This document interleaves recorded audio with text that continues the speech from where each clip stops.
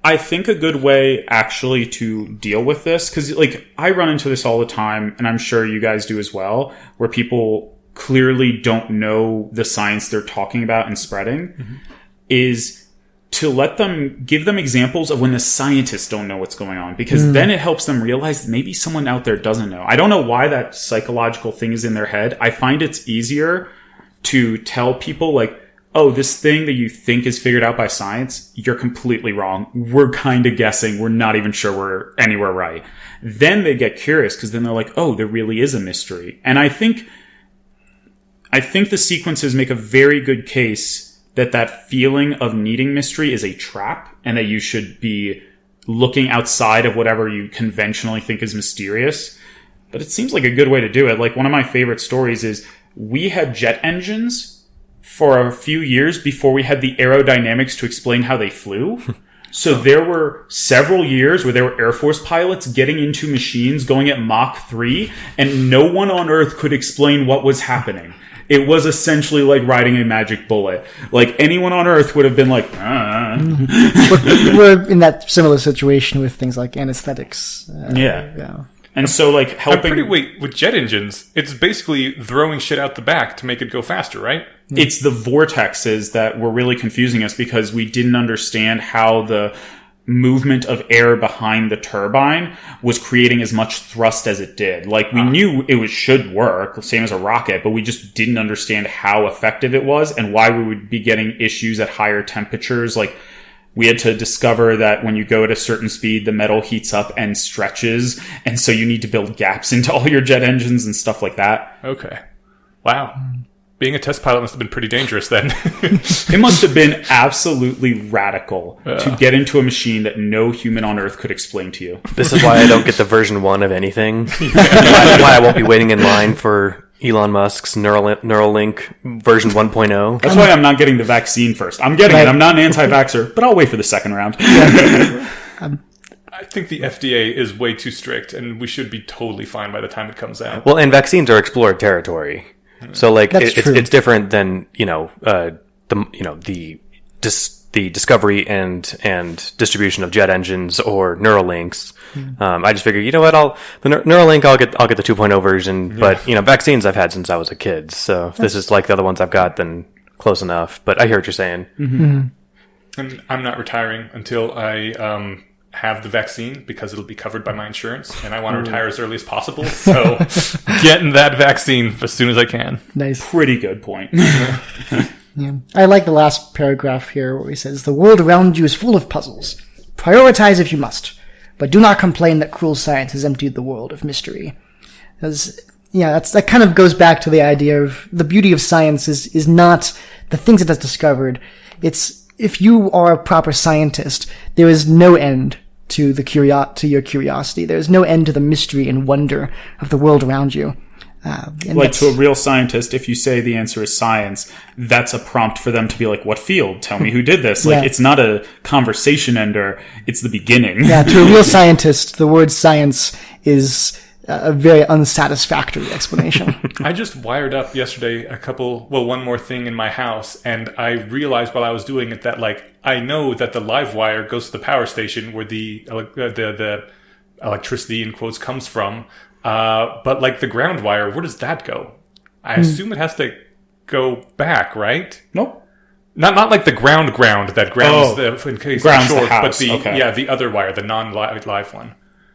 The white wire, where does that go? Does that eventually loop back to the station as well to complete the circuit? See, mysteries abound. It's just the way it has always been in Young. It's from the time before time. I feel like half our listeners are going to be like, I can't believe he doesn't know this. What adult doesn't know this? But on the other hand, I'm just like, the black one is the death, and the white one is okay, and you match black to white when you hook things up. Or so, black to black and white to white when you hook things up. If anyone's going to give you shit about that, I'll share some of that and saying that I would have killed myself trying to do anything like this. So my knowledge of, like, my lack of knowledge of anything regarding electricity was really born when we met, got to know Chase, I don't know, years ago at one of the meetups. Mm-hmm. And he's just like a Wikipedia on this stuff, and I'm like, fuck, I don't know shit all about any of this. This is awesome. It was really enlightening. I remember in the like early advent of being able to text pictures to each other. We were visiting my great grandparents, and my grandpa, was a farmer, then postal worker. And he was, I showed him, I was like, oh yeah, this is a picture I took. And then, oh yeah, someone sent me this picture just today. And he's like, I have no idea how that can possibly work. And I'm like, you know what? I don't really either. Because I was like 12.